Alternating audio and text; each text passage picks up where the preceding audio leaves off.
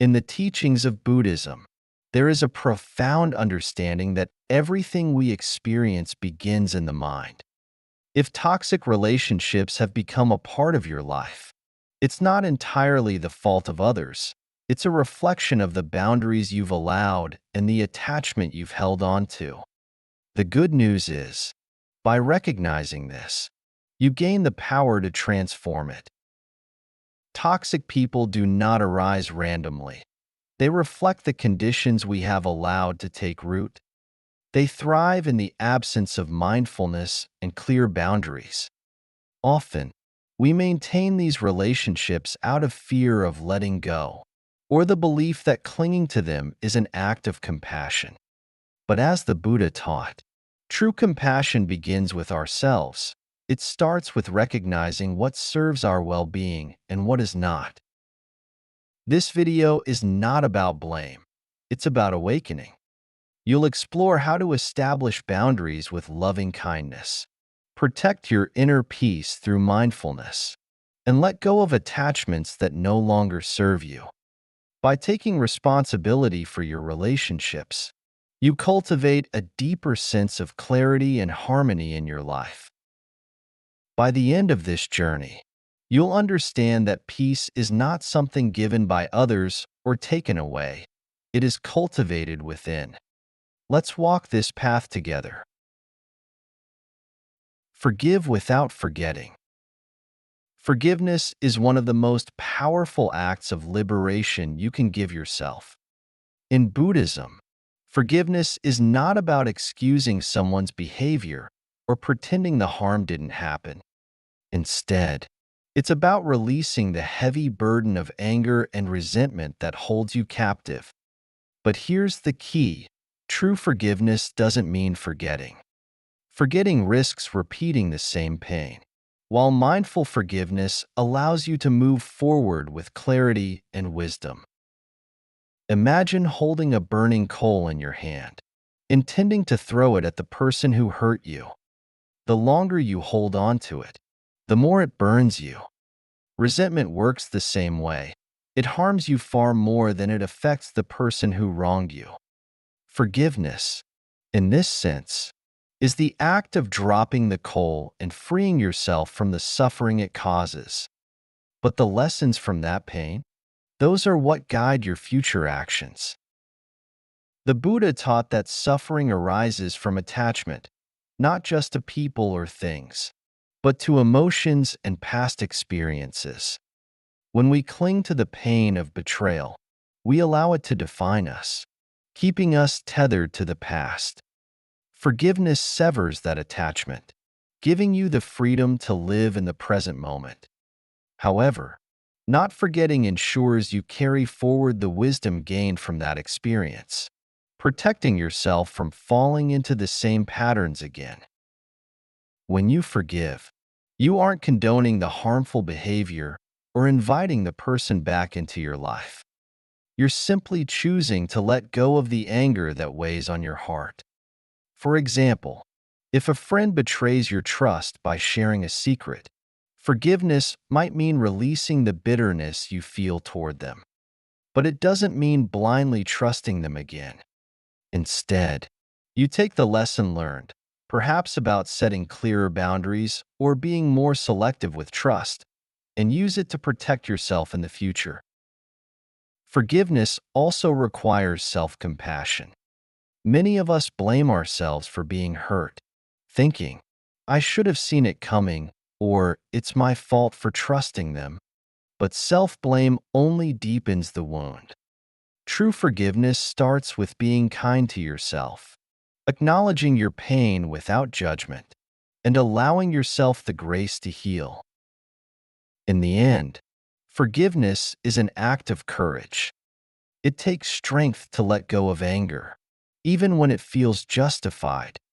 It takes wisdom to remember the lesson without holding on to the pain.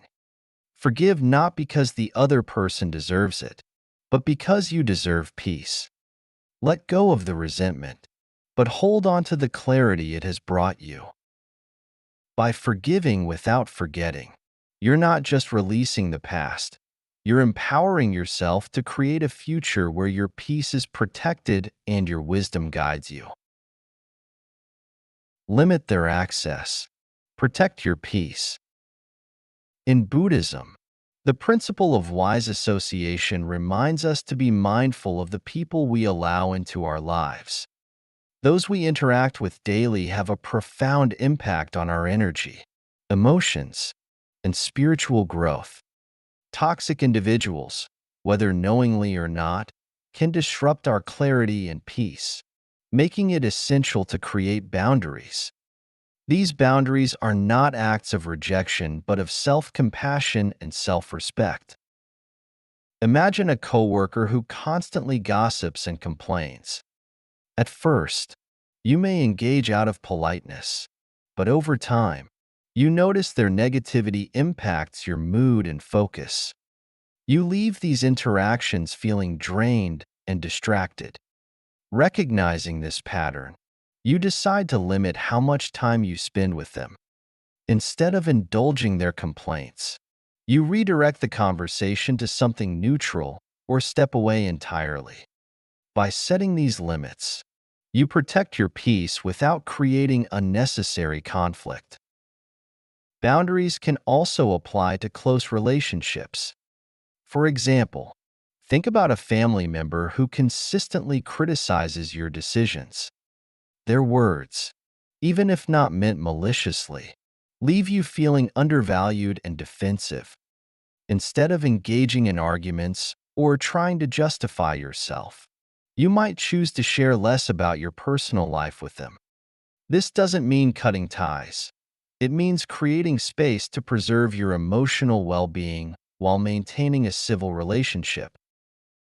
Setting boundaries aligns with the Buddhist teaching of metta, or loving kindness. It's an act of compassion, both for yourself and for others. When you step back from toxic dynamics, you're not only protecting your inner calm, but also giving the other person space to reflect and grow. Enabling harmful behavior, on the other hand, perpetuates suffering for both parties. Sometimes, limiting access requires subtle yet firm communication. If a friend constantly shares negativity, you might say, "I care about you, but I need to focus on positive things right now." If a colleague tries to involve you in office drama, you could respond with, "I'd rather stay out of this. It's not my thing." These responses set boundaries without hostility, showing respect for both yourself and the other person.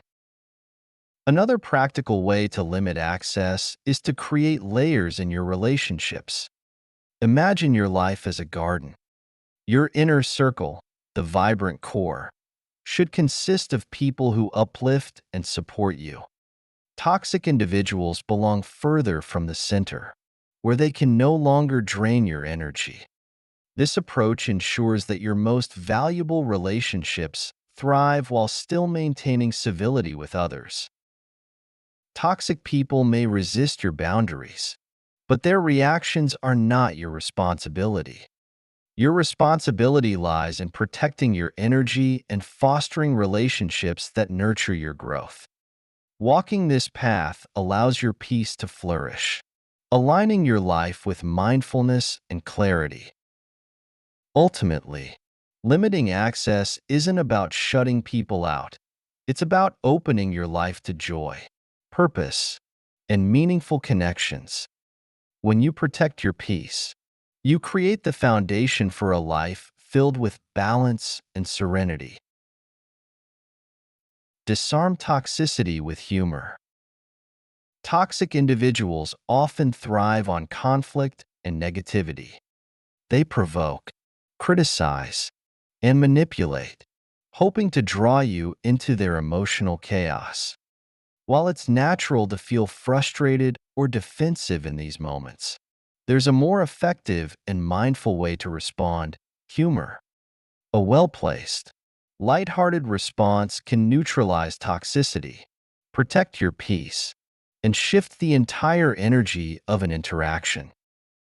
Imagine a coworker who loves to critique everything and everyone. One day, they say loudly, "Wow, your desk is such a mess.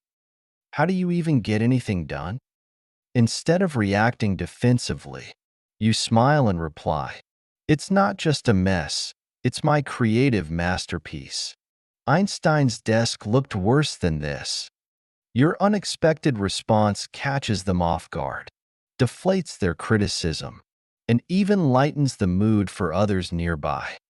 This approach allows you to maintain your composure while subtly disarming their negativity. Humor works because it interrupts patterns. Toxic people often rely on predictable reactions, anger, defensiveness, or frustration. When you respond with humor, you break this cycle, leaving them unsure of how to proceed. It shifts the control of the interaction back to you, empowering you to stay calm and balanced. This aligns with the Buddhist teaching of upekkha, equanimity, which encourages us to maintain balance in the face of challenges. Another example involves a friend who frequently makes passive-aggressive remarks. They might say something like, "You're too busy to care about me these days." Instead of feeling guilty or justifying yourself, you could respond with a playful, "Oh, I've been auditioning for the role of worst friend, and it looks like I'm nailing it." This deflects their attempt to guilt trip you, showing that you won't engage in their manipulative behavior while keeping the tone friendly. However, humor must come from a place of kindness and not sarcasm or malice. The goal is to diffuse negativity, not escalate it. If your humor feels cutting or mean-spirited, it might create further tension. Instead, aim for lighthearted responses that protect your peace without causing harm to the other person.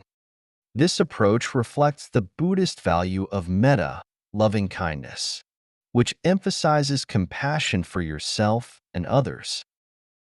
Using humor doesn't mean ignoring the seriousness of someone's behavior.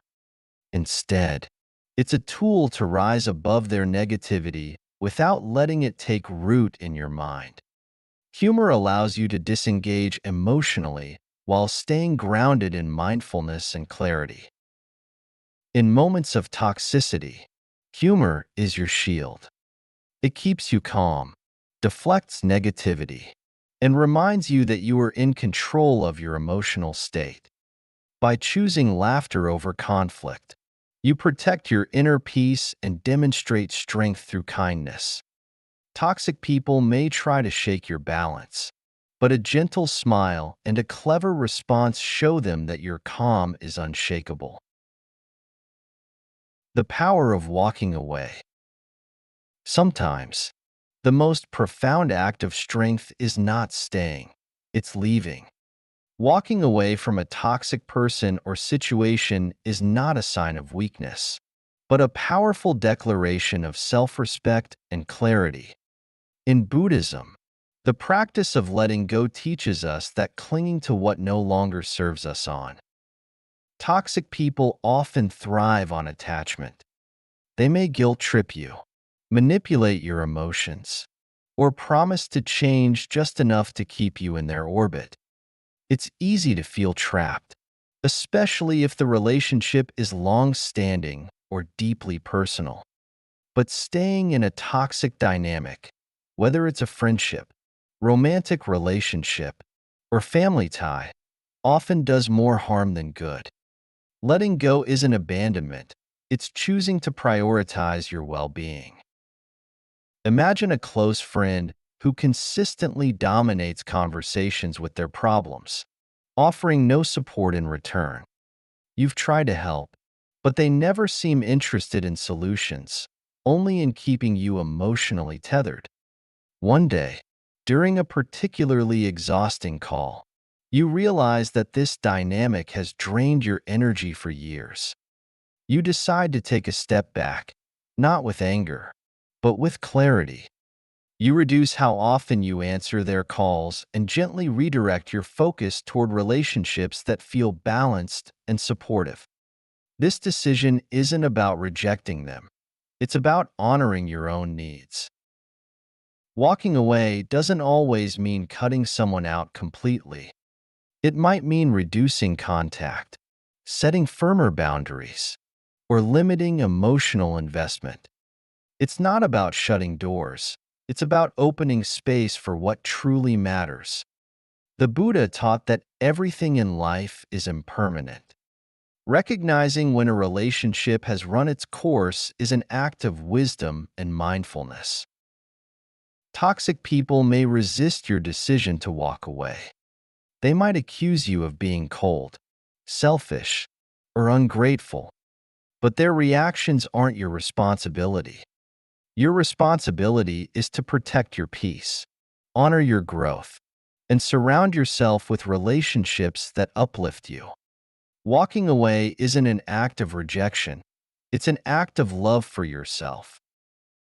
This practice aligns with the Buddhist teaching of detachment. Detachment doesn't mean indifference, it means letting go with compassion. It's the recognition that some relationships, while meaningful in the past, no longer align with your present or future. By walking away mindfully, you release the burden of toxic energy while holding space for growth and healing. Remember, walking away isn't an end, it's a beginning. It's a chance to create a life that prioritizes your inner peace and well-being. Choosing to leave what no longer serves you is a courageous step toward a healthier, more fulfilling path. Build your circle of support. In Buddhism, the principle of wise association emphasizes the importance of surrounding yourself with individuals who uplift, support, and inspire you. Your inner circle has a profound impact on your emotional well-being, your decisions, and your ability to maintain inner peace. Toxic individuals may cloud your mind with negativity, but building a circle of support creates a safe space for growth and positivity. Imagine trying to swim with weights tied to your ankles. Toxic relationships feel like those weights. They drag you down, making every effort to move forward exhausting. On the other hand, supportive relationships are like a gentle current pushing you forward, making your journey easier and more fulfilling. These are the people who celebrate your wins, stand by you in tough times, and encourage your growth without judgment. Let's take an example. You might have a friend who always listens attentively, offers thoughtful advice, and celebrates your accomplishments without jealousy. After spending time with them, you feel lighter, more motivated, and understood. This friend is part of your circle of support, a person who helps nurture your inner peace and happiness. Building such a circle starts with recognizing who adds value to your life and who detracts from it. Supportive people don't always agree with you, but they challenge you in ways that help you grow. They practice compassion, kindness, and honesty, qualities that align with the Buddhist teaching of metta, loving kindness. If you've spent years surrounded by toxic individuals, building a supportive network may feel daunting at first. Start small. Seek out people who share your values and interests. These could be old friends you've drifted away from, new acquaintances, or even mentors who inspire you. Over time, these relationships will naturally deepen. Consider another example. Perhaps you've joined a mindfulness group or a community focused on personal growth. In these spaces, you connect with others who value inner peace and self-improvement. Over time, these connections can evolve into a strong support system that reinforces your commitment to a positive, mindful life. It's also important to give back to your circle of support. Relationships thrive when they are reciprocal. Practice active listening, show appreciation, and offer your support when others need it. By doing so, You create a balanced dynamic that fosters trust and respect. The Buddha often spoke of the importance of surrounding oneself with kalyamita, spiritual friends who help you stay on the path of mindfulness and compassion. These relationships act as a mirror, reflecting your strengths and encouraging you to address your weaknesses with kindness. Your circle of support is more than just a group of people. It's a source of strength, guidance, and joy.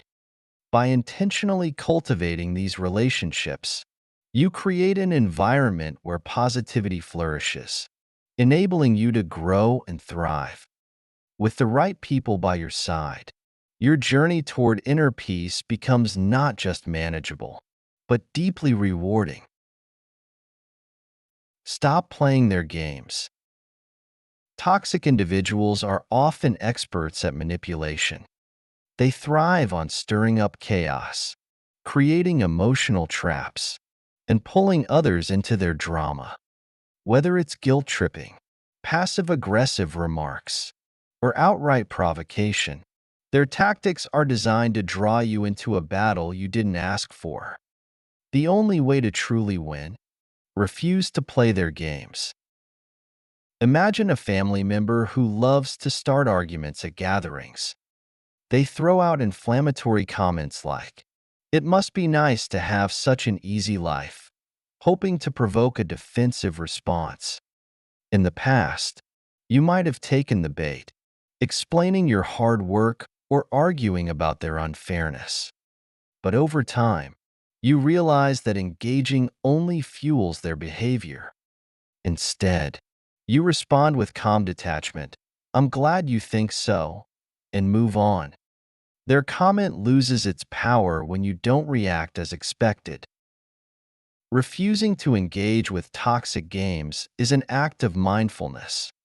Toxic people rely on predictable emotional reactions, anger, guilt, defensiveness, to control the dynamic.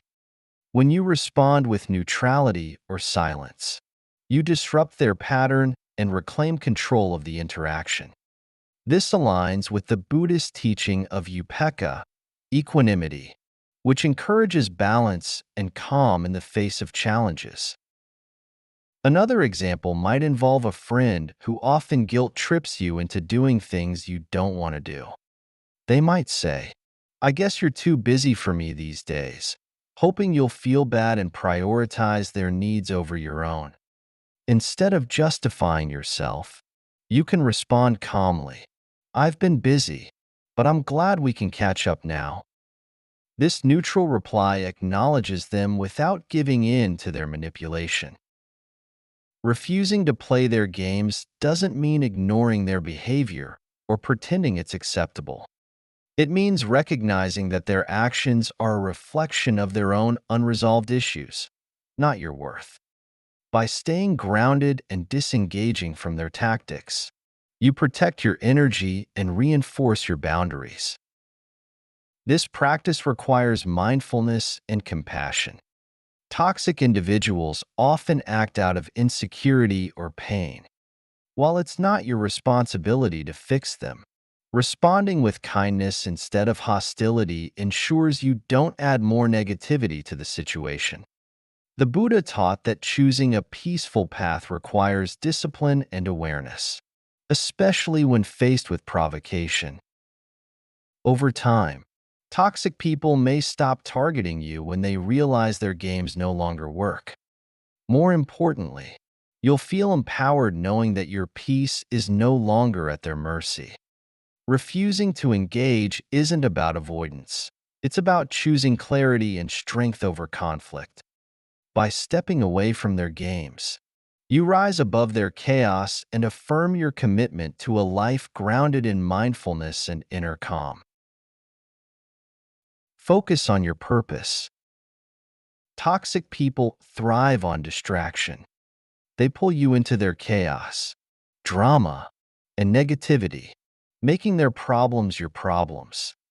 Their energy can derail your focus, leaving you stuck in cycles of conflict and emotional exhaustion.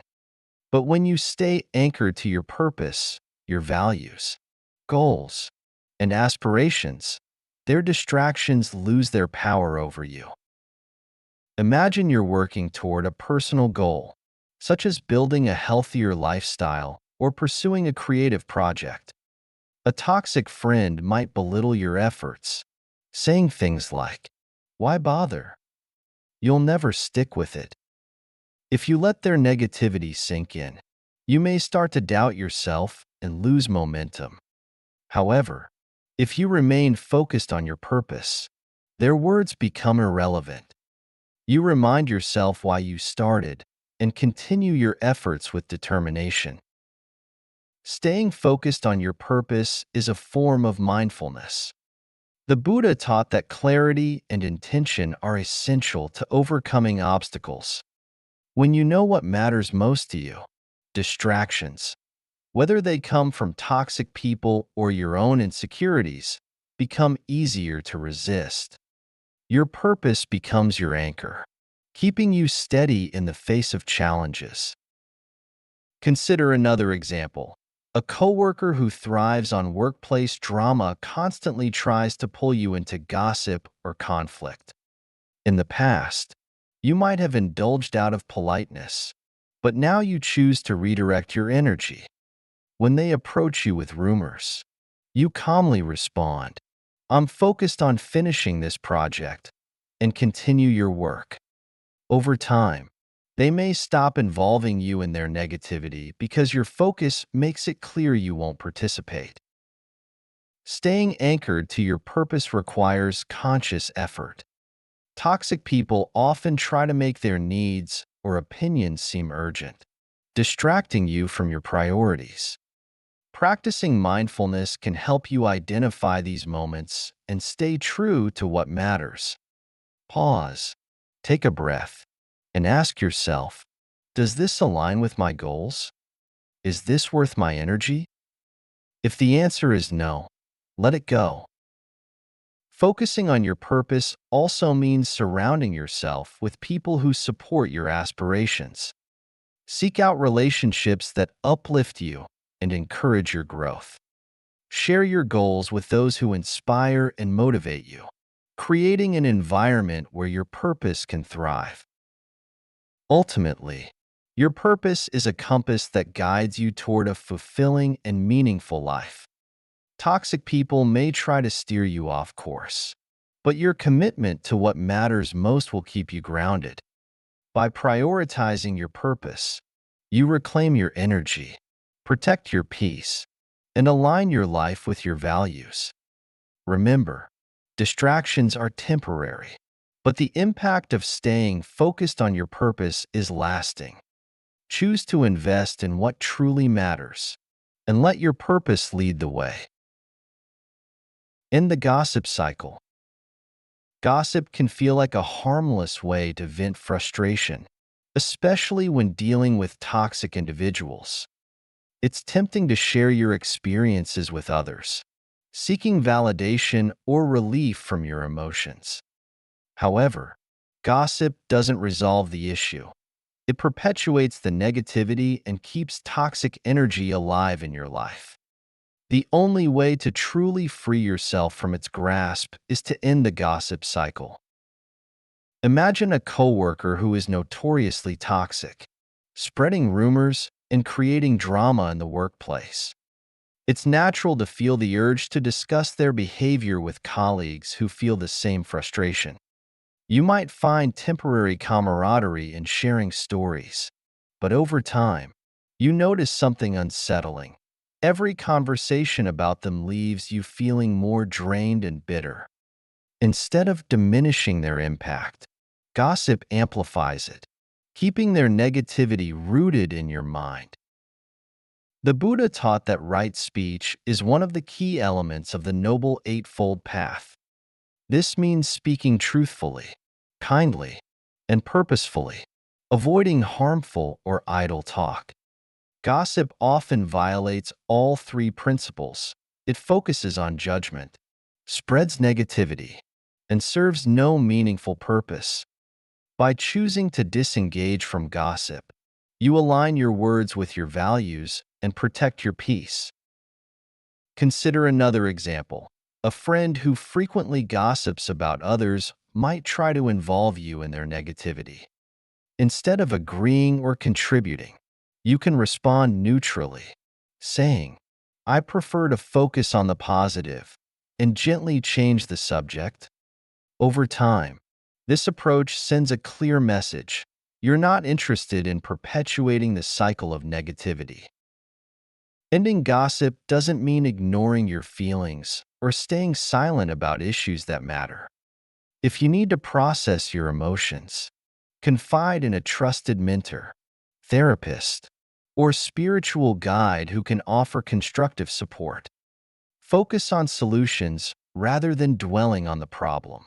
And ask yourself, how can I address this situation in a way that aligns with my values?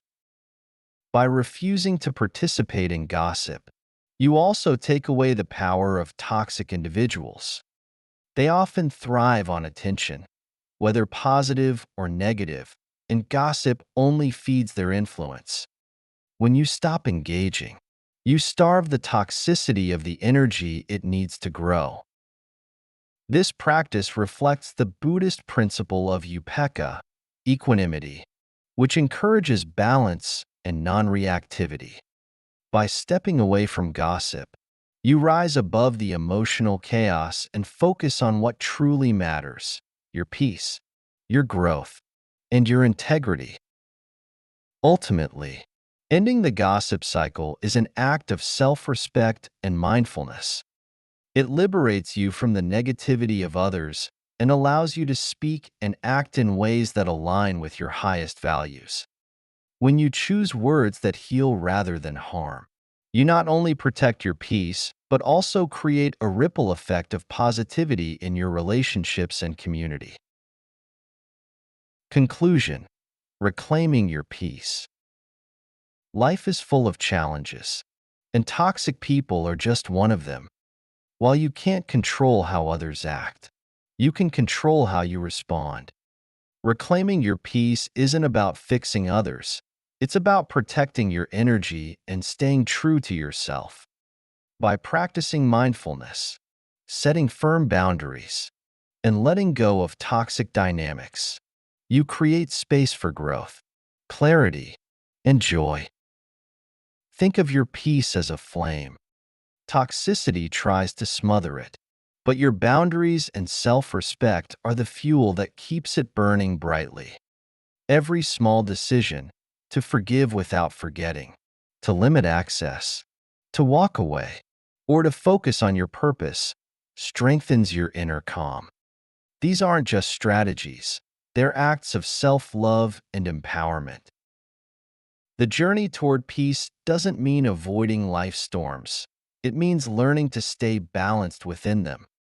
Toxic people may try to disrupt you, but they cannot shake the foundation of your well-being if you remain grounded in your values and purpose. If you found value in this video, please like, share, and subscribe to support our channel.